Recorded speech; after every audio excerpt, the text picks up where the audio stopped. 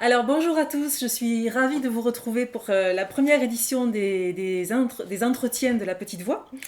Et aujourd'hui on commence vraiment en beauté avec une invitée de choix, puisque je reçois Andrea Cano, qui est auteure et créatrice d'oracles entre autres choses, mais de plein d'autres supports dont on va parler ensemble aujourd'hui. Alors, j'ai rencontré Andrea par l'intermédiaire de Jean-Baptiste Bonnet, qui est le créateur de l'oracle Amanis, Oui. Auquel tu as collaboré. Oui. Est-ce que tu peux nous expliquer un peu ta patte? Déjà, peut-être remonter un peu au début. Jean-Baptiste Bonnet, ça fait à peu près un an. Il a commencé à me contacter via le réseau Instagram par rapport à mes écrits, surtout à mes poèmes. On a fait une première collaboration. Je montre en Voilà, même temps. sur des créations un peu énergétiques avec des poèmes et des illustrations. Et par la suite, on peut dire qu'on est devenus amis à distance avec Jean-Baptiste et Aurélie. Et quand Jean-Baptiste a eu l'idée, du coup l'inspiration, la grande inspiration de créer cet oracle, il m'a contacté pour mettre des mots sur ces illustrations. Qui sont très belles. Hein. Oui, qui sont très belles. Alors j'ai présenté cet oracle en vidéo pour les gens qui me suivent. Il est très puissant, oui, vibratoirement. oui. Et moi, quand je l'ai vu sur Instagram, Oui. c'est comme un coup de cœur, quoi, Oui. comme vraiment... Bon, moi j'appelle, du moins souvent les oracles, quand ils m'appellent comme ça, ce sont des pépites ou Oui, c'est ça. des oracles C'est un peu exactement ovnis, ça. là, des espèces d'étoiles filantes qu'il faut saisir Ouais. sur le moment. Et Jean-Baptiste et Aurélie font partie en tout cas de ces artistes très inspirés, je Ouais, trouve. c'est vrai. Et j'ai été très honorée du coup de pouvoir mettre un mot dont j'ai eu un peu. Donc c'est à toi qu'on doit cette carte, Voilà, c'est la carte des. avec les mots-clés. Avec les mots-clés, voilà, pour se référer au. Qui est très utile, hein, je dois le dire, Ouais. parce que j'en ai fait l'expérience, ça aide bien. Hein. Oui, du coup on a besoin, alors il y a l'image, il y a le support, il y a aussi dans cet oracle la voix d'Aurélie qui vient du coup au niveau vibratoire, je pense, énergétiquement, en tout cas envoyer de belles vibrations. Ouais, c'est ça. Et des sons aussi. Et des sons. Parce qu'il y a des sons d'animaux. Il y a les sons d'animaux, voilà. Oh, ça, je trouve en ça début et incroyable. en fin, voilà. La baleine, par exemple, Ouais. la baleine, c'est juste incroyable. Ouais. En tout cas, c'est un mélange du coup de tous les sens qu'ils ont voulu faire. Ouais. Il manque plus que l'odorat. Ouais, c'est ça. Mais bon, c'est une pépite. Hein. Voilà, c'est une pépite. On peut dire ça. C'est vraiment une pépite. C'est une pépite, effectivement. Donc, je suis très heureuse d'avoir collaboré avec eux. Ouais. Donc ça, c'est une vraie réussite. C'est un de mes oracles chouchous préférés quotidiens qui m'accompagnent tout le temps. Alors, Andrea, donc on va faire connaissance pour les internautes, les abonnés de la petite voix qui vont avoir l'occasion de te connaître un peu mieux. Alors, tu es éducatrice spécialisée. Oui, je suis éducatrice spécialisée dans un institut médico-éducatif depuis 21 ans. Un sacerdoce. Voilà. Donc, je travaille auprès d'enfants porteurs de handicap sur de la déficience intellectuelle. Voilà, alors je pense qu'on ne vient pas par hasard dans ce métier. Ça c'est certain. Voilà, et dans le handicap. Donc c'est vrai que en tout cas le monde de l'enfant, de l'enfance, est quelque chose qui m'anime depuis toujours, je crois. Et le monde du handicap, c'est quelque chose qui m'a... En tout cas, ça fait référence aux différences qu'on peut chacun avoir. Et du coup, dans le handicap, c'est exacerbé. Ça peut être des fois montré du doigt, décrié. Oui, c'est vrai. Et c'est quelque chose, en tout cas, que je trouve assez merveilleux, qu'on soit tous différents. Et en tout cas, ces enfants, avec leur fragilité, mais aussi leur force, c'est pas parce qu'ils ont un déficit, donc un déficit dit qu'on a quelque chose en moins. En tout cas par rapport aux critères voilà, qui de la société. Voilà. Et en fait, je me rends compte que, au contraire, c'est un univers. Alors, à la fois, quand on allie handicap et enfance, c'est un univers vaste. Très riche, voilà, vaste. Tous les champs des possibles s'ouvrent à nous, en tout cas, et en termes de créativité, Et ça te nourrit, en fait. Ça me nourrit. Oui, voilà. c'est ça. Alors c'est pas rose non plus tous les jours, parce que c'est pas simple, avec divers voilà, accompagnements qu'on peut avoir auprès de ses enfants, mais en tout cas c'est quelque chose qui m'anime et qui m'anime toujours, et même 21 ans après. Voilà. Eh ben, ça c'est vraiment chouette, hein. Ouais, merci. Et donc, alors évidemment, le premier mot qui m'a marqué quand j'ai regardé la quatrième de couverture de ton roman dont nous allons parler après, c'est maman. Oui. Et donc tu es maman et ça a l'air d'être quelque chose, le rôle de ta vie. Oui, c'est un peu le rôle de ma vie. Donc je suis maman d'une jeune fille qui s'appelle Julie. Je suis maman d'une enfant unique. Et je crois que c'est un des plus beaux rôles que j'accomplis, dans cette vie-ci en tout cas, parce que ça se construit au jour le jour, en fonction de l'âge de ma fille. Mm. Et ma fille m'a amenée à décupler, je trouve, ma créativité. En tout cas, c'est grâce à elle que j'ai encore ouvert plus le champ de la créativité. J'ai eu plusieurs fois l'élan de lui écrire des histoires. Donc ça a commencé quand elle était toute petite, des albums jeunesse qu'on peut appeler. Et au fur et à mesure, un petit roman style Club des 5 quand elle grandissait. Génial. Et maintenant que c'est une ado, c'était plus un roman fantastique que j'ai écrit. En tout cas, donc c'est une source d'inspiration. Voilà, elle était à l'initiative à chaque fois de mes projets d'écriture en termes de romans ou de livres. Et le dernier... Ça doit être super d'avoir une maman comme ça. Hein. Je sais pas, il faudra lui demander. Voilà, mais en tout cas, c'est... oui, le rôle de maman, je crois que... Et puis c'est un rôle qui se construit. Moi, ce que j'aime dans ce rôle-là de maman, peut-être... bon, ça, en tout cas, c'est ma perception. C'est que c'est un rôle qui se construit au fur et à mesure que notre enfant grandit et qu'on... Oui, c'est ça. Rien n'est préétabli, rien n'est dicté à l'avance. C'est qu'il n'y a pas de mode d'emploi. Voilà. Et c'est merveilleux, quoi. Voilà. Bon. Alors du coup, forte de toutes ces sources d'inspiration, on va parler de tes créations qui sont nombreuses, qui sont multiples, variées et très inspirantes, je trouve. Donc moi, ce qui m'a intéressée, c'est l'entrée par laquelle je suis entrée en contact avec toi, ce sont les oracles. Oui. Donc, mais c'est pas la seule chose que tu fais. Non. Tu crées sur de multiples supports. Je crée sur de multiples supports. Donc, en tout cas, le médium le plus important, même si je crée sur plusieurs supports, c'est la trace, quelle qu'elle soit. Et c'est l'écriture. Ça a beaucoup été l'écriture. Ça l'est toujours, c'est l'écriture. Et ensuite, je suis un peu une autodidacte du touche-à-tout. J'aime bien expérimenter plein de matières, de supports. Et puis à un moment donné, je peux passer des mois, voire des années sur un seul support ou sur un seul médium, parce qu'il m'anime, parce que ça vibre. Et puis après, ça descend un petit peu, je découvre un autre médium créatif. En tout cas, le fil conducteur, je pense, depuis que je suis toute petite, c'est la trace, et la trace surtout écrite. Voilà. Après, alors du coup, bon, il y a l'écriture, mais c'est lié aussi aux oracles, puisque sur les oracles on retrouve des mots, évidemment. C'est lié au roman, bien entendu. Et puis, je vous montre quand même ce qu'Andrea m'a emmené ce matin, m'a offert ce matin, donc c'est très beau. Donc c'est pyrogravé. Oui, c'est pyrogravé. Sur une tranche de bois.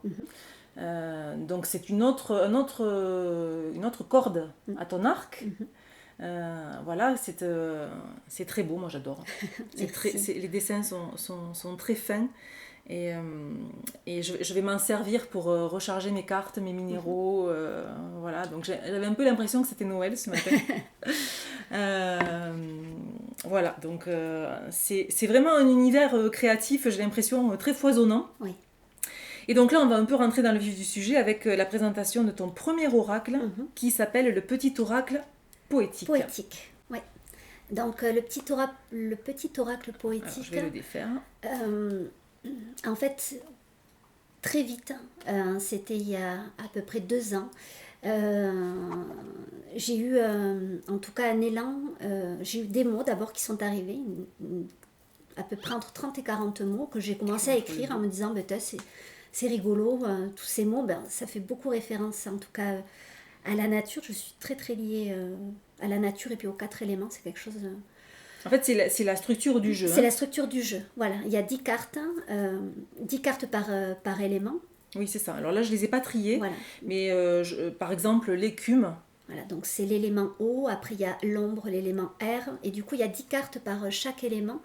Et quand j'ai eu mes mots, du coup les poèmes sont arrivés, mais de manière évidente à chaque fois. Et les petits dessins mandala, en tout cas c'est vrai que j'aime beaucoup. Ils sont super ces dessins. Ils sont à la fois très simples et très, très denses. Il y a une densité dedans. C'est... alors souvent en tout cas moi mes dessins sont circulaires, il faut que j'ai un cadre rond et le rond... Oui c'est vrai, il y a beaucoup l'idée du cercle. Il y a quelque chose en tout cas de les tourner, courses, j'adore cette carte. de roue en tout cas. Et c'est quelque chose qui me parle, le rond. Et du coup les illustrations sont arrivées bien après. D'accord. Voilà, bien après. Et de manière aussi très rapide. En 2 jours, ça a été frénétique. Il a fallu que je crée. Donc ensuite, j'avais créé du coup avec des crayons de couleur. C'était vraiment quelque chose qui m'animait. J'avais besoin de créer avec du bois, donc le crayon de couleur. Et ensuite, j'ai mis en forme grâce à une tablette graphique. J'ai essayé, donc j'ai découvert ça. Alors c'est quelque chose qui est fait en autodidacte. Mais c'est très réussi. Oh, moi, le sable, j'adore. Mais en fait, je les aime toutes. En fait, chaque fois que je les regarde, je me dis mais j'adore. Oh, mais j'adore. Oh là là. En fait, tous les dessins sont uniques. Chacun a sa vibration. Ouais. Et après, c'est aussi les dessins, j'ai essayé d'être dans l'esprit du mandala. Oui, comme celle-là, la terre. Voilà, c'est quelque chose, le mandala, que dans mon travail aussi, que je peux utiliser beaucoup avec les enfants, partir du centre et pouvoir expanser, ou autrement, quand on a besoin de se recentrer, partir des extérieurs et créer le mandala vers l'intérieur, du coup, pour pouvoir se recentrer. Et du coup, j'ai trouvé que ça avait une cohérence avec les mots que j'écrivais, donc j'ai voulu... Beaucoup de cartes sont en forme de mandala. Oui, mais c'est très beau, c'est très... Il y a une vibration qui est très très... Enfin, pour moi, c'est un jeu qui parle d'ancrage. Oui. Très fortement. Oui. Alors, on lit beaucoup de choses sur l'ancrage. On nous dit tout le temps qu'il faut être ancré, qu'il faut s'ancrer. Bon, alors, il y a 1000 façons de le faire, mais je trouve que travailler avec ce jeu-là, c'est un très bon médium pour travailler l'ancrage. Alors moi je m'en sers, je l'utilise comme vous l'aurez certainement vu pour les tirages que je fais pour les enfants tous les mercredis, mais je m'aperçois quand même avec tous les retours que j'ai qu'il y a énormément de grands aussi qui le font, ça parle. Ouais, c'est parce que quand on fait des tirages comme ça collectifs pour les gens, enfin pour les abonnés, certains jeux ont plus de résonance que d'autres. Trouve un écho plus grand. Et celui-ci, il fait partie, avec les Amanis, des jeux qui ont vraiment un écho particulier. Et alors, j'essaie tout le temps d'écrire un texte qui soit pas trop éloigné du tien. D'accord. Mais à la fois qui soit pas un copier-coller, parce que j'essaie de trouver un fil qui me soit personnel, qui me soit propre. Et j'ai des retours d'enfants, qui, ou parfois de leurs parents, de leurs mamans, parce que c'est quand même essentiellement les mamans, quand même, il faut le dire, qui disent que ça les touche, que ce sont des textes, des choses simples, et que ça les touche. Et alors là, super, quoi. C'est gagné, ça veut dire que c'est authentique, ça veut dire que c'est aligné, ça veut dire que c'est juste, que ça sonne juste. Merci beaucoup, en tout cas c'est la plus belle chose qu'on puisse me dire. Il est formidable pour ça. Donc bon, je vous ai montré le dos.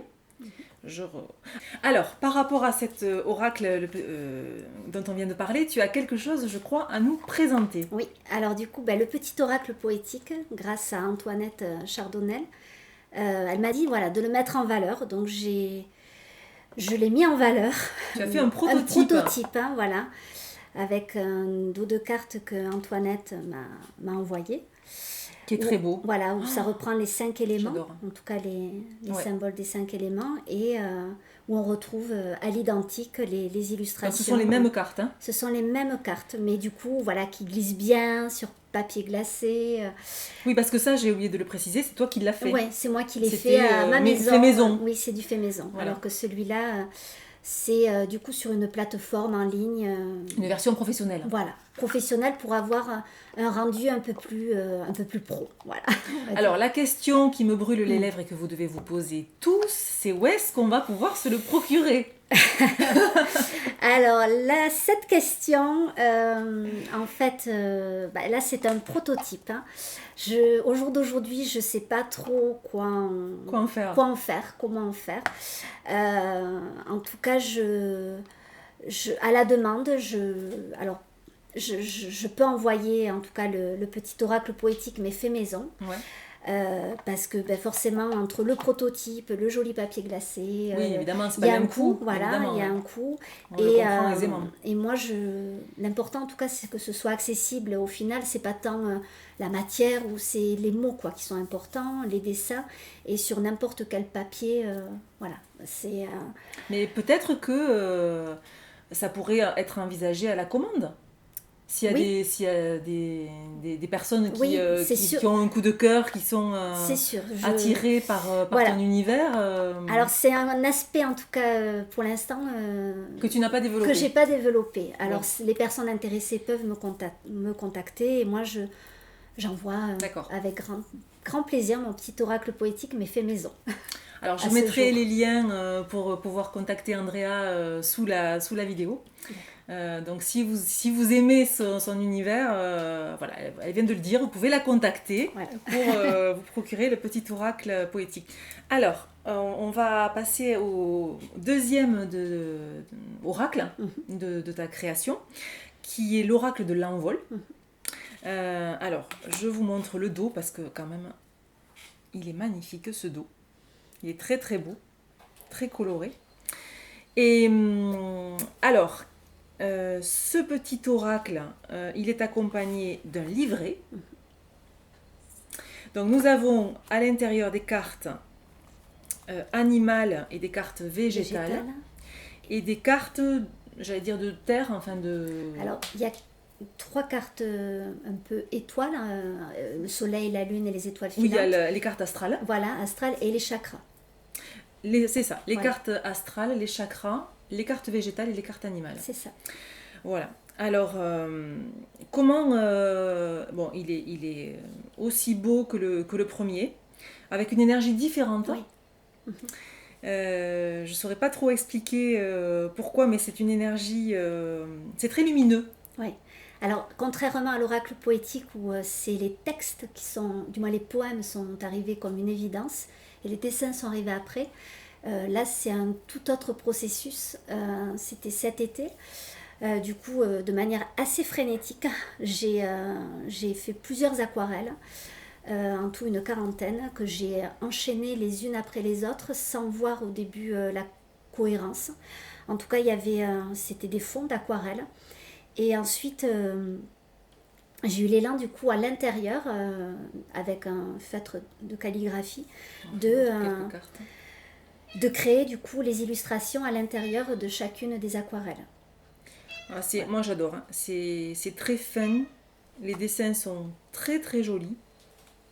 Alors il y en a qui je préfère que d'autres, hein, mais le G j'adore. Alors Andrea nous a fait le grand bonheur de nous emmener les aquarelles originales qui ont servi à créer l'oracle.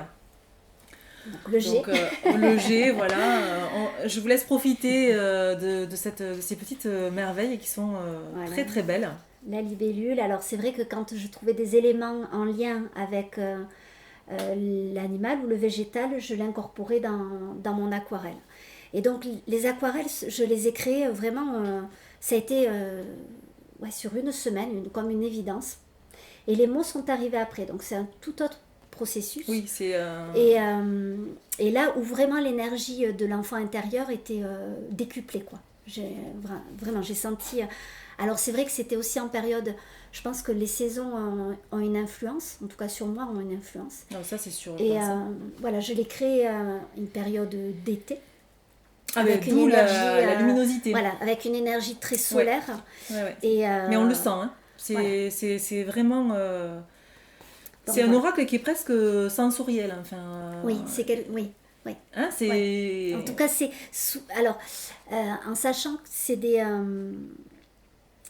Alors, c'est drôle que tu dises sensoriel parce qu'il y a plusieurs cartes, en tout cas, que j'ai dessinées, j'ai fait les illustrations avec, par exemple, je vois ça là, j'avais besoin des noix, des noisettes, de tout cet univers. La fougère, je l'ai créée en forêt.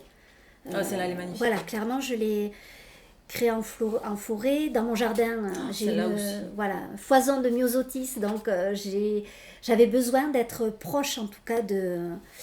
Et la première... Oui, c'est in situ, quoi. Enfin, oui, vraiment... ouais. La première que j'ai créée, c'est celle-là, c'est l'envol. Du coup, d'où le nom. C'est de l'oracle, c'est le pissenlit. En tout cas, c'est quelque chose... qui a donné le nom. Oui, c'est quelque chose qui nous anime avec ma fille. Souvent, on prend les pissenlits comme tous les enfants. On souffle, on fait un vœu, maman, et quand tout s'en va, le vœu peut se réaliser. Donc... Et le nom est arrivé pareil, comme une évidence, à l'envol des pistils, en tout cas. C'est très poétique, hein. C'est très très poétique, donc en fait la question est la même, c'est-à-dire que... Et ma réponse est la même. Donc en fait voilà, c'est la même chose, c'est-à-dire que s'il y a des personnes qui ont envie de se le procurer, ils te contactent. Ils me contactent. Mais pour l'instant, tu n'as pas de projet d'édition un peu professionnel ou... Alors celui-là, à ce jour, je l'ai envoyé il y a peu de temps, parce que j'ose en tout cas montrer. Je l'ai envoyé il y a peu de temps à plusieurs maisons d'édition. D'accord. On connaît, Alliance Magique, édition Arcana, Arcana Sacra, édition Très Daniel. Donc je l'ai envoyé récemment. Donc je suis en attente. Mais après, l'idée de l'auto-édition, moi, c'est quelque chose qui me plaît aussi, quoi. J'aime en fait quand c'est un peu... artisanal. Voilà, artisanal, et c'est un côté un peu intimiste, quoi. Et c'est quelque chose qui me plaît. Alors, je l'ai fait en me disant, pourquoi pas, comme un jeu, en me disant... Mais c'est aussi faire profiter au monde de tes créations, quoi. Enfin, je trouve que c'est extraordinaire de donner accès à cet univers. Donc, et puis oser se montrer. En fait, je crois que tu es, comme beaucoup de gens, une travailleuse de lumière, moi, ce que j'appelle. Et on est appelé, je crois, de plus en plus à se montrer, à dire qui on est. Oui, à dire qui on est, à oser, en tout cas à se détacher, en tout cas pour moi, je parle que pour moi, à se détacher aussi du regard des autres. Peut-être une idée de jugement. Moi, en tout cas, que je peux... Il peut être positif. Il peut être positif, voilà. Partir du postulat qu'il est négatif. Exactement.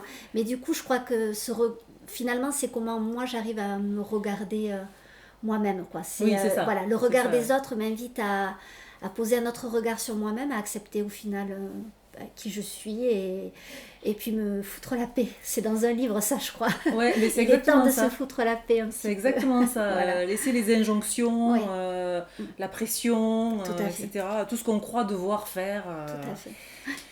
Et alors on va attendre de voir si cet oracle est édité et à suivre. À suivre, on verra. Voilà. Alors, dans le dernier volet de cette interview, on va parler de ton roman, puisque, comme je l'ai dit en introduction, tu es auteur. Oui. Et alors, ce n'est pas le premier, d'après ce que j'ai compris, mais c'est le premier qui est édité. Oui. Alors, ce roman, il s'appelle, je dis juste le titre, Histoire d'une lettre manuscrite, aux éditions Nombre 7. Et je vais te laisser nous parler de ce très très beau roman que je vous recommande déjà d'entrée de jeu. Alors c'est pas le premier, effectivement, roman. J'ai écrit un roman fantastique jeunesse. Alors j'ai écrit plusieurs histoires qui suivent en fait l'âge de ma fille, on va dire, mais c'était à sa destination. Et ce roman, je l'ai écrit comme une évidence. Ça m'est tombé dessus, en tout cas. Donc c'est différent dans le sens où c'était pas pour elle. Non, c'était pas pour elle. C'était une autre étape. Ouais, exactement. Donc c'est arrivé d'un coup et l'histoire était là, tout était fluide. Et donc j'ai écrit de manière assez frénétique, un peu comme les oracles finalement. Quand c'est là, si je le fais pas, ça se répète à moi. Donc tant que je l'ai pas fait, au final, je peux pas passer à autre chose. Oui, c'est la puissance créatrice, quoi. Enfin, Ouais. c'est quelque chose vraiment que tu dois exprimer. Ouais, c'était vital. Il y avait une notion de vraiment de et puis assez urgent. Donc ça a été écrit sur 9 jours. Je l'ai écrit 9 matinées. Et Alors qui correspond à la ligne oui, temporelle à la temporalité de du l'histoire. roman, de l'histoire. Donc Exactement. ça c'est très intéressant, je trouve. Oui. Parce que l'histoire dure 9 jours, oui. Et donc il a été écrit en 9 jours. En 9 jours, il a été écrit. Et bon, après, il y a eu un processus de relecture, voilà. Mais oui, en tout cas, le premier jet, quoi. Même, voilà, ça a été en 9 jours.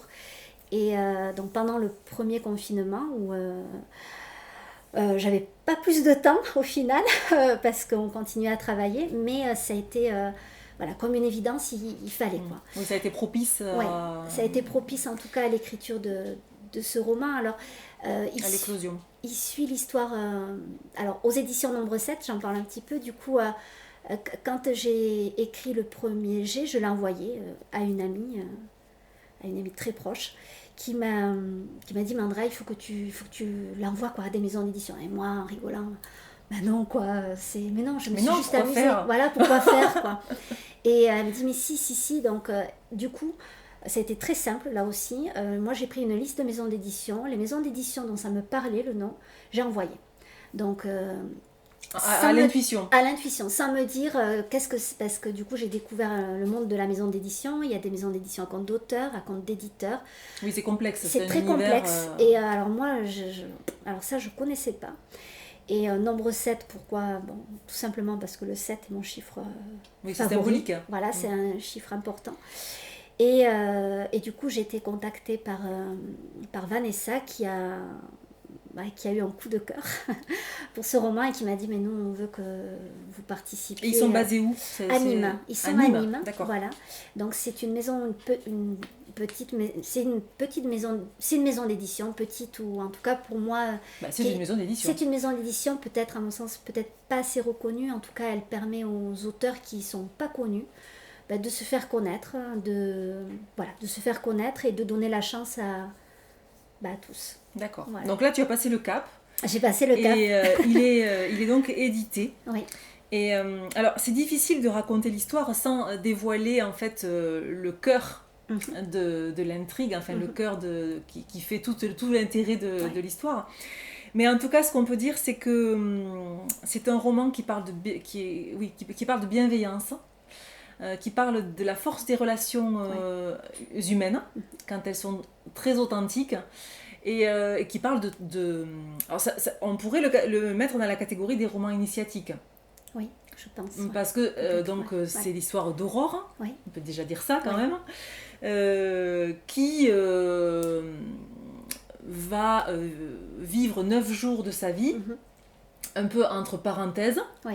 Elle va s'autoriser à faire une parenthèse dans sa vie quotidienne, dans sa vie de travail, etc., pour vivre une expérience. J'en dis pas plus. Et cette expérience, elle va changer sa vie. Du tout au tout. Du tout au tout, effectivement. Alors, c'est sans rien dévoiler, mais en tout cas, elle va tomber sur une lettre. On retrouve encore l'idée de la trace chez moi. Et des mots. Et des mots. Je me rends compte que moi-même, déjà, j'écris beaucoup moins de lettres manuscrites à mes amis, à ma comme famille. Tout le monde. Comme tout le monde.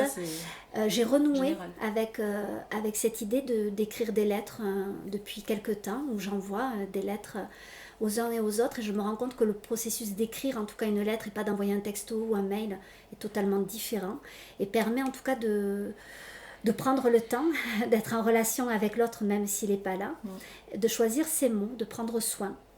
Et on n'est pas dans l'immédiateté. Oui, puis ça permet de délier la pensée, je pense. Exactement.